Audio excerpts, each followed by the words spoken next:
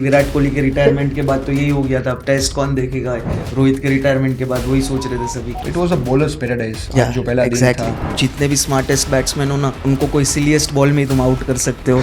कल्टन I think so IPL के वो उसमें ही है अभी तक फॉर्म में। हाँ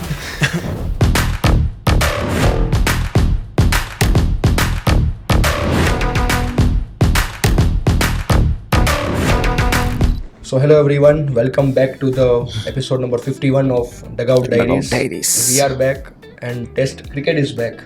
Yes. IPL का सीजन आई थिंक 2-3 हफ्ते पहले ही खत्म हुआ and we were very quick to switch on to the test cricket and जो स्पेक्टेटर्स आए ग्राउंड पे देखने के लिए viewership was crossing I think 3 crore by the end of the day और मज़ा आ रहा था मैच देखने में। ऐसा नहीं कि हम लोग को आदत पड़ गई थी 2 महीने से चौके छक्के आईपीएल देखने की। टेस्ट क्रिकेट में I think every ball was having कुछ ना कुछ हो रहा था हर बॉल पे। Exactly. और 90 ओवर्स बिल्कुल भी बोरिंग नहीं लग रहा था। मज़ा आया आई थिंक देखने में, बहुत मज़ा आया। मतलब सोचा नहीं था इतने लोग टेस्ट मैच देखेंगे वापस, क्योंकि विराट कोहली के रिटायरमेंट के बाद तो यही हो गया था, अब टेस्ट कौन देखेगा।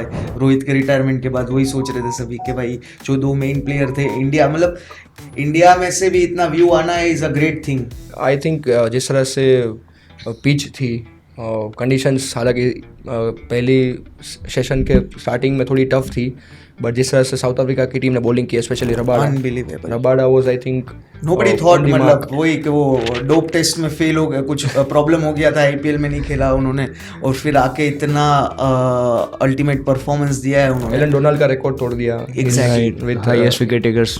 He's the 4th highest wicket taker of South Africa right now, 332 wickets, 5 wicket haul and जिस तरह से वो बॉलिंग डाल रहे थे, आई थिंक स्टार्टिंग में ही जो उस्मान ख्वाजा को डिसमिस किया उन्होंने, पहले ओवर द विकेट से बॉलिंग डाल रहे थे, देन आफ्टर 15 बॉल्स वो राउंड द विकेट आए और सेम जिस तरह से बुमराह आउट करते थे ख्वाजा को बॉर्डर गावस्कर ट्रॉफी में, सेम वही टेक्निक यूज किया, angling in towards the batsman and फिर टपा खा के स्ट्रेट होगी या फिर थोड़ा बाहर जाएगी। Okay deviate. हाँ, कैमरन ग्रीन को आउट किया। लास्ट सेशन में ऑस्ट्रेलिया को पूरा डिसमेंटल कर दिया था I think. Exactly. PAT Cummins को बोल्ड किया, स्टार्क को बोल्ड किया, वो इंटेंट लेके आए थे। स्टार्टिंग के 3 ओवर तो मेडन भी डाले उन्होंने एक्चुअली, तो मतलब वो स्टार्टिंग से ऐसा ही फील हो रहा था कि भाई साउथ अफ्रीका भारी पड़ेगा इस बार। It was a bowlers paradise जो पहला दिन था। कंडीशंस के साथ साथ बॉलर्स ने बॉलिंग भी अच्छी की, मतलब अगर आज के दिन में देखोगे आप तो सी कंडीशंस पहले 10 ओवर के बाद इतनी टफ नहीं थी, तो सनी डे और ओवरकास्ट कंडीशन भी नहीं थी, बट पिच में थोड़ा अनइवन बाउंस था। कहीं कहीं पे बॉल ज़्यादा नीचे से जा रही थी। इवन जो वेबस्टर का एक LBW हुआ था वो भी मतलब वो रिव्यू नहीं लिया था, बट स्टिल कहीं काफ़ी अनइवन बाउंस था, कई बॉल मतलब बाउंस हो रही थी। सो बेसिकली हर बॉलर का एक ही टारगेट था कि बॉडी पे बॉल डालो बैट्समैन की, और स्टंप लाइन पे डालो, एंड आई थिंक वो काफ़ी टफ हो रहा था हर बैट्समैन के लिए। इफेक्टिव भी हो रहा था स्ट्रेटेजी सभी बॉलर्स के लिए। आई गेस एनजीडी के सिवाय सभी बॉलर्स ने out of the box performance दिया है। मूवमेंट भी थी बॉल पे, तो वो हेल्प कर रही थी। और मतलब ड्यूक बॉल में हमेशा बोला जाता है कि जो बॉल है वो मोस्टली स्टंप के पास बाद मतलब लेट डिवेट होना शुरू करती है, एंड आई थिंक जो भी बॉलर्स ने आज खेला है उन सभी बॉलर्स ने मतलब अच्छे से इस कंडीशंस का फ़ायदा उठाया, स्पेशली रबाडा, इवन मुल्डर ने भी अच्छी बॉलिंग बहुत अच्छी की है। बट इवन ये मतलब स्टार्टिंग में जब बाउमा ने टॉस जीत के बॉलिंग का डिसीजन लिया ना, तब ये थोड़ा क्वेश्चनेबल था क्योंकि ज़्यादा एक्सपेक्टेशन ये थी कि जो भी टॉस जीतेगा वो फर्स्ट बैटिंग ही प्रीफर करेगा, बट अगेन बहुत अच्छा डिसीजन था, पूरा उनके फेवर में रहा। और WTC का फाइनल फर्स्ट डे हमने एक इनिंग्स एक साइड की एक इनिंग खत्म हो गई और दूसरी टीम की 14 विकेट्स गिरी आज। फर्स्ट डे में 14 विकेट्स गिर गई है। बॉलर्स का पैराडाइज था, वैसा ही लग रहा था पूरे मैच। हमने रबाडा की बात की, पर Jansen also out performed in the match today, मतलब उन्होंने भी जो विकेट्स लिए वो भी काफ़ी इंपॉर्टेंट विकेट्स थी। 3 विकेट्स उन्होंने लिए इस मैच में, जिसमें सबसे इंपॉर्टेंट ट्रेविस हेड का। एग्जैक्टली वही, और ट्रेविस हेड का खराब बॉल था बट फिर भी बहुत अच्छा उनको विकेट मिल गया। कभी कभार मेरे को ऐसा लगता है टेस्ट मैच में यही होता है कि मतलब अच्छे बॉल पे यू डोंट गेट विकेट्स। कई बार बैट्समैन अच्छे बॉल को डिफेंड करने जाते हैं और सोचते हैं कि लूज बॉल्स पे वो मतलब खेल ले, एग्जैक्टली 4 या 4 लगा दे, रन्स बना ले, वहीं गलती हो जाती है। बट स्टीव स्मिथ ने आई थिंक बहुत अच्छा परफॉर्म किया आज। मतलब he is the man of the finals, ऐसा हम बोल सकते हैं। मतलब अगर आप बड़े मैच का खेल है, चाहे फिर वो WTC फाइनल और 2023 का, उसमें भी उन्होंने सेंचुरी लगाई थी, 2015 वर्ल्ड कप में सेंचुरी लगाई थी सेमीफाइनल में। उसके बाद भी जो भी टूर्नामेंट्स खेले हैं उन्होंने हर टूर्नामेंट में उनका 50 या 100 रहा है।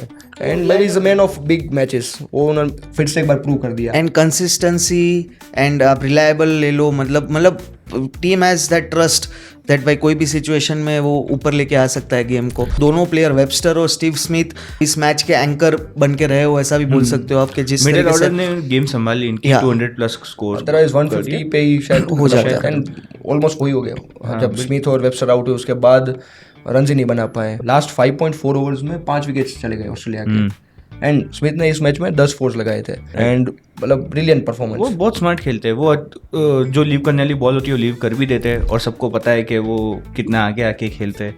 प्लस कैप्टनसी भी अच्छी थी, क्योंकि वो जिस तरीके से खेलते तो बॉलर्स हैं ना उनको अब लेग साइड भी टारगेट करते हैं, और एक अंपायर कॉल में बचे भी थे। हाँ, अंपायर कॉल में बच भी गए, और शायद मुल्डर या यानसन की ओवर में बाउमा ने फाइन लेग पे एक फील्डर भी रखा था लेग स्लिप में, तो वो ऑलमोस्ट एक कैच था। एग्जैक्टली मतलब बहुत स्मार्टली खेला है। और एक कोई आर्टिकल या पॉडकास्ट में आर अश्विन ने भी ऐसा बोला है कि मतलब जितने भी स्मार्टेस्ट बैट्समैन हो ना, उनको कोई सिलीएस्ट बॉल में ही तुम आउट कर सकते हो। तुम अगर ज्यादा सोचने जाओगे ना तो वो डिफेंड कर ही देंगे, कुछ भी हो जाए। वीरेंद्र सहवाग के बारे में बोला, हाँ एग्जैक्टली, वीरेंद्र सहवाग को वो वीरेंद्र सहवाग खराब बॉल डालते थे। नहीं, वीरेंद्र सहवाग को उन्होंने पूछा था कि ऑफ स्पिनर के बारे में तुम्हारी राय क्या है, तो सहवाग ने ऐसा बोला था, मैं ऑफ स्पिनर को स्पिनर मानता ही नहीं हूँ। तो उसके बाद उसने डिसाइड किया कि मतलब हो सके उतना मतलब फ्लॉप बॉल्स बोलते हो ना, जो सिलीएस्ट बॉल वो डालो तो मतलब वो ऑटोमेटिक आउट हो जाएगा। ऐसा वेबस्टर की भी अच्छी इनिंग्स थी, हालांकि वो एक बार बचे थे, वो रिव्यू नहीं लिया था, but still it was a good inning. पर दैट्स गुड, मतलब वो ऐसा तो होता है हर मैच में भाई, you see many catches missing in the test match and review नहीं लेना, ये सभी नॉर्मल है। पर जिस अंदाज से उन्होंने बैटिंग की, उनको मतलब आइडिया आ गया था कि भाई स्मिथ और उनकी जो पार्टनरशिप है वो बहुत क्रूशियल होगी इस मैच में, क्योंकि उसके बाद सिर्फ Alex Carey as a batsman main batsman है, फिर तो you have only the bowlers. So वो उसी वे में उन्होंने बैटिंग की और they scored good in the second session. Do you guys think 212 is a good score, first inning score? अभी जो 4 विकेट गिरी है तो डिफेंड मतलब आई गेस वो अफ्रीका के पॉइंट ऑफ व्यू से देखोगे तो मतलब नॉट एज एन अफ्रीका के पॉइंट ऑफ व्यू से, मतलब सामने अफ्रीका है, नए प्लेयर्स है, इसलिए Australia would be confident right now कि भाई अपने पास we have very great bowlers with us, so this score is not that पास, मतलब पास स्कोर है, कर सकते हैं कवर। ऑस्ट्रेलिया की जो स्टार्टिंग में पोजीशन थी उस हिसाब से 212 तो बहुत अच्छा स्कोर है, तो वो Australia will be very overall भी वो कॉन्फिडेंट ही होंगे, क्योंकि अब आई मीन लाइक पूरे अफ्रीका के प्लेइंग 11 में से आप देखोगे तो एक्सपीरियंस्ड प्लेयर अभी बैट एज एन बैट्समैन बहुत कम है। बम्बुमा एंड मार्करम, हाँ सबसे ज़्यादा तो एक्सपीरियंस उनके पास ही है। सो मतलब as an Australia point of view देखोगे तो उनको वो कॉन्फिडेंट ही है, pretty easy for them until and unless some miracle happens. And talking about the bowlers, Holy Trinity, Mitchell Stark, Hazelwood और पैट कमिंस, तो 7 ओवर 3 मेडन्स, और Hazlewood और स्टार्क ने 10 रन दिए, और पैट कमिंस और स्टार्क का तो लास्ट बॉल पे 4 गया था। मैक्सिमम टेस्ट मैचेस में फर्स्ट ओवर में उन्होंने विकेट लिए, बहुत सारे ऐसे टेस्ट मैचेस है, I don't know the exact number, first over में भी ही has too many of wickets, कि उनका टेस्ट का जो फर्स्ट ओवर होता है उसमें विकेट्स आती है, ऐसा भी एक स्टैट है। आई थिंक 90s में एक पेस ट्रायो था पाकिस्तान का, वकार यूनिस, वसीम अकरम, शोएब अख्तर, उसके बाद अगर कोई इतना उस लेवल का या उतना डेडली कोई पेस ट्रायो जो एक फॉर्मेट में नहीं, तीनों फॉर्मेट में काम आएगा, ओडीआई हो, T20 हो या फिर टेस्ट मैच, दिस 3 आर मतलब। बट आई फील भाई as a bowler Mitchell Starc को भाई nobody can reach at what stage he is right now, तो वो भाई उस बंदे का कंपेयर किसी के साथ कर ही नहीं सकते। When it comes to Australia वो जान दे देगा अपनी, कुछ भी हो जाए। बट स्टार्क और हेजलवुड आई गेस उन्होंने कभी भी कोई आईसीसी टूर्नामेंट का फाइनल नहीं आ रहा है। हाँ, राइट। ऐसा बोलते बाउमा ने भी नहीं आ रहा है, 2023 से 9 टेस्ट मैच खेले बाउमा और 8 जीते और 1 ड्रॉ हुआ है।